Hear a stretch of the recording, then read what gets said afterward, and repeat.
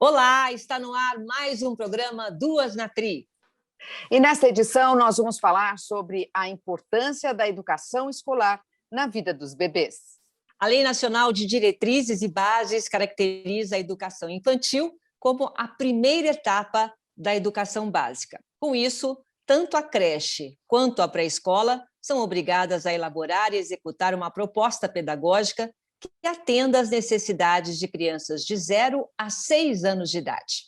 E para falar sobre esse assunto, nós convidamos hoje a professora Estela Grimaldi, ela que é doutora e mestre em educação escolar e também diretora do Colégio Objetivo Integrado na cidade de Matão, no interior de São Paulo.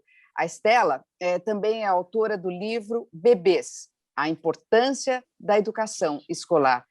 Ô, Estela, seja muito bem-vinda e muito obrigada por estar aqui com a gente e compartilhar aqui o seu tempo e os seus conhecimentos. Imagina, eu que agradeço a oportunidade de poder aí dividir e contribuir aí com todos. Estela, vamos começar, eu quero saber a sua inspiração para escrever esse livro. Por que você escreveu esse livro, Estela? Vamos lá. Tudo começou mesmo porque eu me tornei mãe, né? Aquela história. Agora eu me tornei mãe e tive a minha filha. E, para mim, né, com escola, já trabalhava na escola, diretora da escola, vou procurar algum local para colocá-la, porque, na verdade, nós não tínhamos dentro da escola o berçário, né? Nós iniciávamos com os 2 aninhos.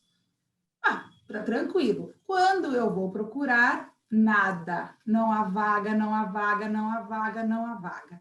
A demanda é muito maior do que, de fato, se tem vagas.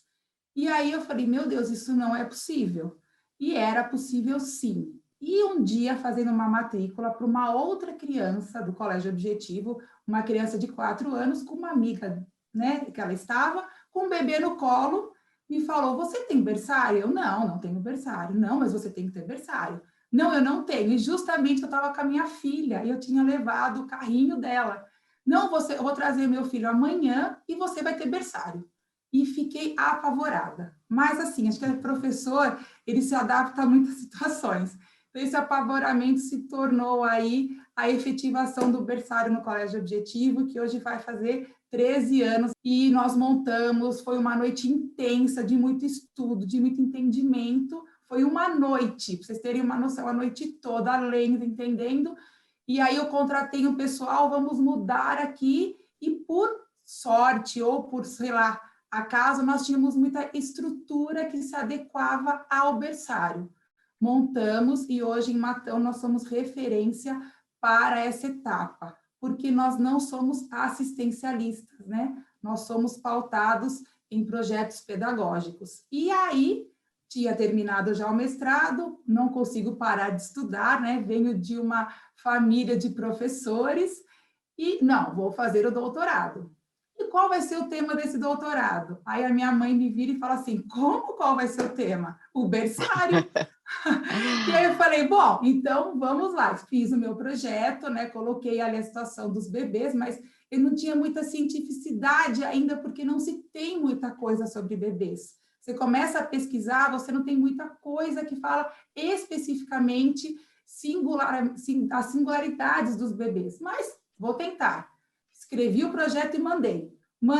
Fui aprovada e do doutorado nasce o livro aí, Bebês, a Importância da Educação Escolar. Ô, Estela, porque... Sensacional. É sensacional, né, Silvia? É maravilhoso. Fantástico, né? E como é que as coisas acontecem, né, Silvia? Você vê, não é, Estela? No momento da necessidade, né? Porque, assim, as extrema mães... necessidade. Pois é, porque as mães, acho que todas elas, acho que não tem nenhuma exceção em relação a isso.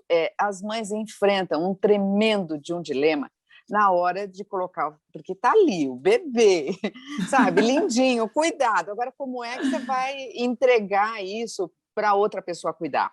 Né? Então, assim, é a coisa da cria mesmo, você quer estar ali do lado, né? Então, assim, esse dilema, eu acho, assim, acho que o momento, talvez um dos momentos mais difíceis, né, Silvia? A Silvia tem um exemplo muito contundente sobre isso, mas eu queria saber como que o educador, ou Estela, lida com isso? Como é que ele se orienta em relação a isso? O que ele diz para os pais, para as mães? Como é que ele faz sobre isso?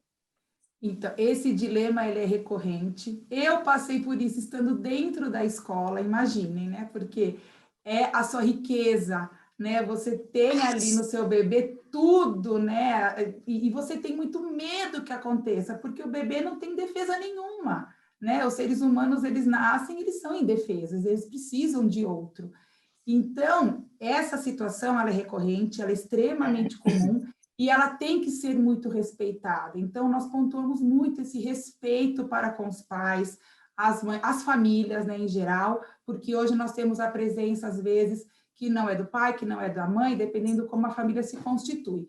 Então, quando essa criança chega com os pais, nós explicamos exatamente que a adaptação nesse momento é deles.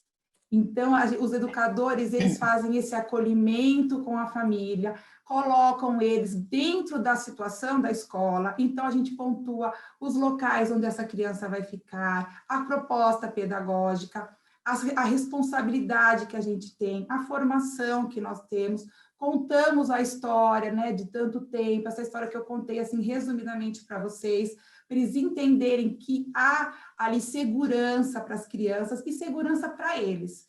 Então, nós dizemos, nesse primeiro momento, vocês podem ligar, nós vamos atendê-los, para vocês se sentirem seguros, e nós registramos muitas situações, porque como eles não falam, não têm a oralidade desenvolvida, como que eu vou perguntar para o meu filho quando chegar em casa? Como é que foi hoje? Como é que foi seu dia? Porque é a pergunta que se faz, né? A criança entra no carro, ou você pega lá na porta da escola e pergunta, como foi seu dia hoje? Como é que você vai fazer isso com o bebê? Não tem como. Então, você vai ter que acreditar naquela educadora, você vai acreditar na escola, naquele profissional, mas também com os registros fotográficos, com os vídeos pequenos que nós fazemos, tudo baseado em projetos educacionais, em projetos pedagógicos, acalma muito. E a cada finalidade de projeto, nós fazemos uma reunião e expomos objetivos, justificativas, o porquê, quando, onde, cada atividade foi feita, então toda essa contextualização acalma e eles acreditam. E depois é aquela situação, um fala para o outro e a coisa anda, porque nada como uma mãe falar, eu deixei o meu filho, pode confiar na escola, pode confiar naquela professora. E aquela escola e aquela professora se tornam referência de fato, como um autor de um livro, né? Como uma pessoa que a gente tem aí, às vezes, um brilho, porque você fala, não, se a minha amiga tem essa confiança e deu tudo certo e eu conheço, por que não fazer? Por que não deixar? Né? Então, e para a gente isso é recompensador demais, para um profissional ter esse respeito e esse feedback, né, esse retorno dos pais, é muito gratificante, profissionalmente e também como pessoa, né? É muito bom. Estela, até porque, né, cada vez mais as crianças estão sendo colocadas mais cedo nas escolas. Você sabe que eu tinha até um certo preconceito em relação a isso. Falei, nossa, que absurdo colocar um bebê, que judiação, que absurdo. Não, depois que eu tive mais contato com a forma, com o retorno que tem de uma criança estimulada, né? Eu tive a oportunidade de conviver mais com as crianças no Objetivo desde cedo. Então, é uma criança diferente, aquela que é estimulada mais cedo. Em relação aos bebês, já que você deve ter estudado bastante isso, nesse período de bebê de zero não, né? Acho que não sei qual é o mínimo que entra, qual é o mínimo que você pode colocar um filho na escola, mas qual é o desenvolvimento de uma criança quando ela é bebê? O que a gente pode estimular? Olha, a idade para se colocar na escola, legalmente, não há mínimo, tá? Esses 4 meses que muito se fala, na verdade, equivocadamente, as falas, né, aí até ditas, são relacionadas ao tempo de retorno das mães ao trabalho, ou 4 meses, ou 6 meses, mas legalmente é 0 anos. Então, no colégio, nós já tivemos uma criança com 37 dias. Nossa. E aí, quando ela entrou, a professora virou para mim e falou assim, você está maluca! Uma criança, ela cabe na palma da minha mão. O que eu vou estimular essa criança? Aí eu parei, falei, eu não sei tudo, como ninguém sabe tudo. Vamos juntas. E essa mãe, ela tinha o próprio negócio, então ela não tinha direito, assim, a ficar os 4 meses, porque ela dependia do trabalho dela para ter ali, né, o retorno financeiro.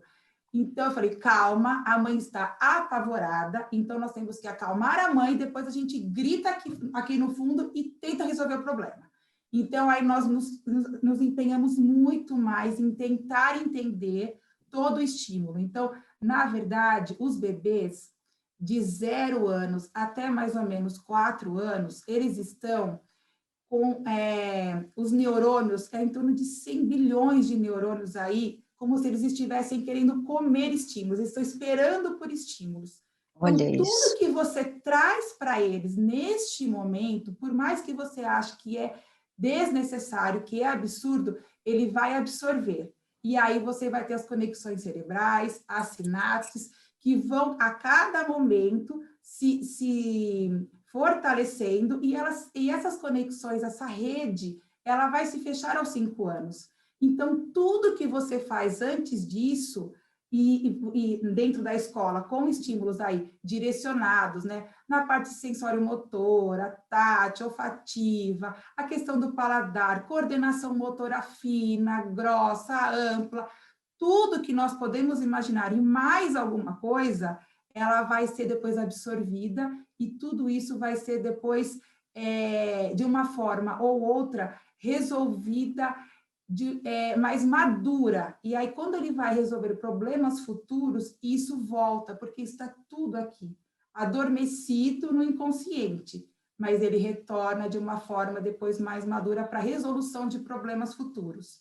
Então, essa criança que entrou com 37 dias, hoje ele é uma criança que ele tem habilidades que a mãe achava que nunca ele teria.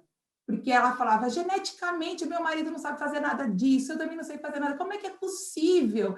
E a gente fala, mas nós estimulamos isso, isso, isso. Então, muitas situações feitas na escola, que a gente se deparou naquele momento, foram frutos de capítulos de livro que nós já escrevemos, porque isso se tornou ciência. Por nós não termos, e aquela experiência, ela se tornou aí literatura dessa idade para que outros consigam trabalhar, porque esses 4 meses não existem. Então, a criança que chega lá com menos do que isso, nós vamos acolher, nós vamos trabalhar, nós vamos ler, vamos estudar e vamos fazer da melhor forma possível, porque a criança, ela é fantástica. O bebê tem inúmeras possibilidades de estímulo, e são estímulos assim que às vezes você fala, imagina, se eu bater essa panela aqui, ele está batendo, por que ele está batendo? Ele faz ciência, ele bate, aí você fala, para. Aí ele bate, aí você fala, para, bate. Por que ele bate? Ele quer ver se a sua resposta vai ser diferente da que ele está fazendo. No momento que você fizer algo diferente, ele vai parar, então agora eu vou bater 2 vezes, ou vou bater e jogar. Então aí você vai ter uma outra reação. Então, eles são pequenos cientistas. Os bebês são pequenos cientistas. Ô, Malu, você lembra uma vez, Malu, que a gente entrevistou o Almir Júnior, o professor Almir Júnior, e falando, nossa, como é que pode? Essas crianças hoje parece que elas nascem sabendo, que absurdo.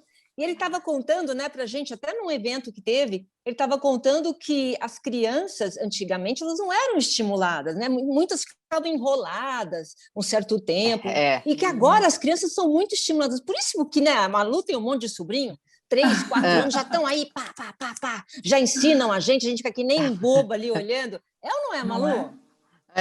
Ô, Silvia, você sabe que agora eu estava fazendo a produção antes da gravação do programa, e eu estava fazendo a produção falando com um desses sobrinhos de 7 anos. Aí eu perguntei, Matheus, e aí, tudo bem de você? Você gosta de YouTube? Como é que tá? Aí ele vira assim, em que canal eu vou aparecer?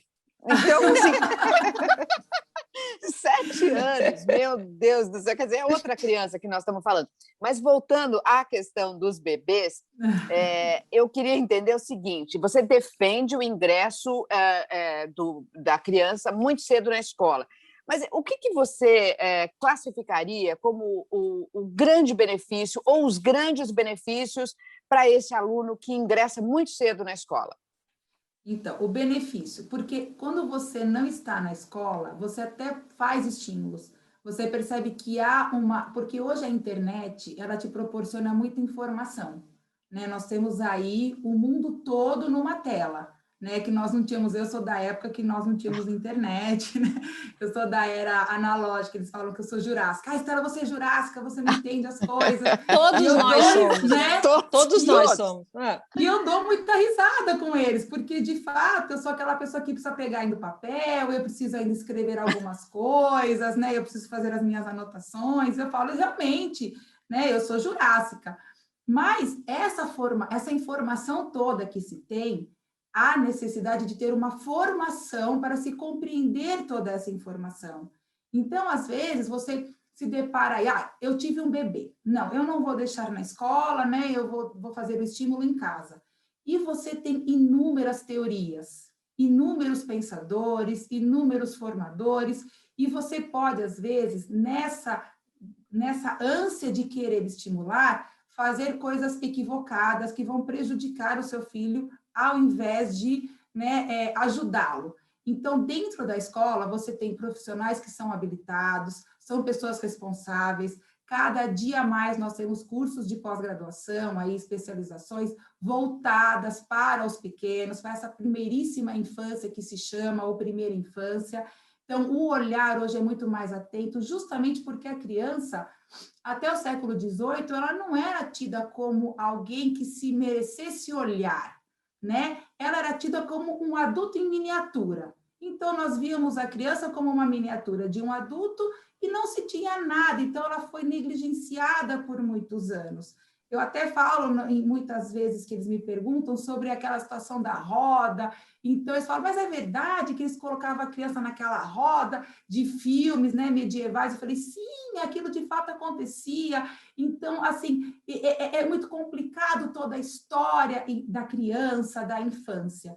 E aí a gente tem aí, no século XIX, que a gente começa a olhar para essa criança com outro olhar. Então, os estudos, eles são mais novos, e por conta de serem mais novos, eles têm agora, hoje, muita coisa que está sendo dita, mas você tem que saber interpretar, você tem que saber estimular, você tem que saber o ambiente e o momento de se estimular.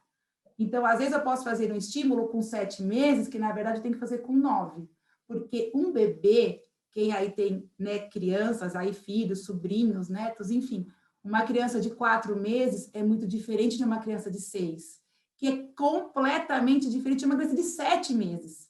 Diferente de você pegar uma criança que tem 7 anos de 8 anos, ou 7 anos e 4 meses de uma criança de 7 anos e 7 meses. Os primeiros meses de vida, eles são muito...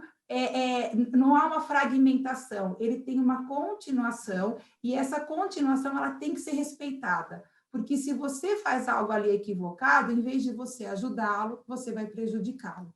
Então, dentro da escola, você vai ter pessoas que têm uma formação e têm a responsividade, que é um conceito muito pouco dito e muito importante nessa idade, que é o olhar, é a expressão de uma criança que você consegue, por ali, entender o que ela quer te dizer. Porque eles não falam, então você tem que compreendê-los. Um choro, uma expressão, uma virada de mão, então você consegue entender por que aquilo acontece naquele determinado tempo de vida.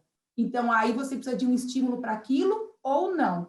E até mesmo para poder encaminhá-lo. Se você percebe que alguma coisa está fora de referências que nós temos como sendo as que nós esperávamos aí como resposta.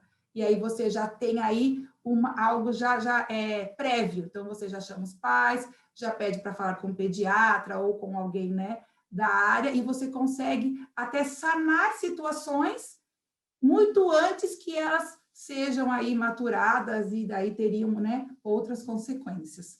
Então, você sabe que fato...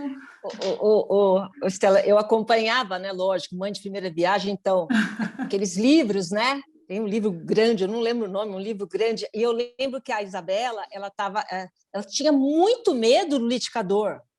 Malu, eu não podia ligar o liquidificador, que a criança ficava apavorada. Aí eu fui no livro, estava lá, com 7 meses as crianças têm medo de liquidificador, entendeu? Então, são fases que não dá para pular, não é isso? Estela, antes disso, Silvia, eu queria que você contasse, porque eu dei um spoiler ali no início, falando de você, mãe de primeira viagem, que você já me contou, mas eu queria contar para as pessoas que estão nos assistindo também, de quando você amamentava a Isabela. E que parte? Que você tinha que trabalhar. Eu vou ter que contar, porque ela mesma não lembra. Não, porque assim... Vamos lá, conte tudo. Não, na verdade é assim, eu estava no auge do trabalho, então eu amamentei apenas 3 meses. 3 meses. Eu tive que parar, realmente, foi o pior momento da minha vida. Pior momento da minha vida. Porque é duro, né? Quando você tem bastante leite, você tem aquele prazer, porque eu sabia que a partir do momento que qualquer pessoa pudesse dar mamadeira, ela já não era só minha, né? Porque aquele momento que você amamenta é só sua. Então, foi muito difícil, realmente. Mas tem que trabalhar, né? Essa situação de trabalhar, que é quando você põe na escola e você tem aquele sentimento, parece que de abandono, né? Parece que eu estou abandonando meu filho. Estela, a gente tem culpa. Mas não é. E aí alguém vem e te fala assim ainda, coitadinho, tão pequeno e já na escola. Então, na verdade, é ao contrário. Coitadinho, tão pequeno e desprovido de uma educação ou de um sistema que consiga estimulá-lo de uma forma correta. Nós temos que mudar todo esse discurso, né? Nós temos que alterar esse discurso, que ele é infundado, na verdade, ele é dito dessa forma. Então, o que a gente faz também no colégio? As mães que estão amamentando, nós temos também um ambiente que é o lactário, que a mãe pode ir até lá e amamentar nos momentos de almoço, enfim.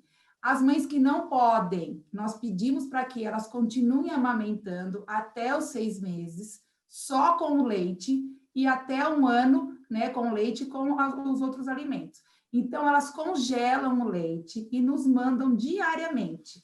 Para você descongelar, também tem toda uma forma correta. Você não pode fazer isso no micro-ondas, tem que ser em banho-maria e tem que ser de uma forma muito devagar. Então, tem uma forma correta para que ele continue usufruindo de tudo que o leite materno tem e que essa mãe continue depois amamentando em casa. Então, hoje, você tem outros recursos que também, muitas vezes, não eram ditos, não eram falados ou eram desconhecidos. Então, isso acaba acalmando muito também os pais. Então, quando a gente fala coitadinho, a gente tem que mudar. Não, coitado, porque ele não vai ter os estímulos, ele não vai ter essa experiência. E assim, uma coisa que eu falo demais para as meninas da escola, quando elas entram lá, principalmente as estagiárias que estão em formação, porque tem aquele discurso, né? Não, a teoria eu vejo lá na faculdade, aqui é só a parte prática mesmo.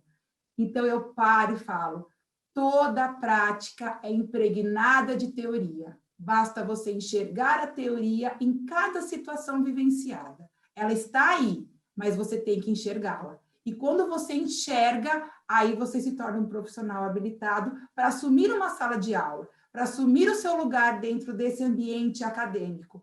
Porque a teoria, ela está sempre dentro da prática e a prática dentro da teoria. Mas você tem que conseguir enxergá-la. E para você conseguir, você precisa estudar muito. Então, na verdade, nós temos que estudar, acho que para o resto da vida. Essa é a certeza que nós vamos ter, que vamos morrer e que vamos aprender até esse dia chegar, né? Isso, de fato, é contínuo.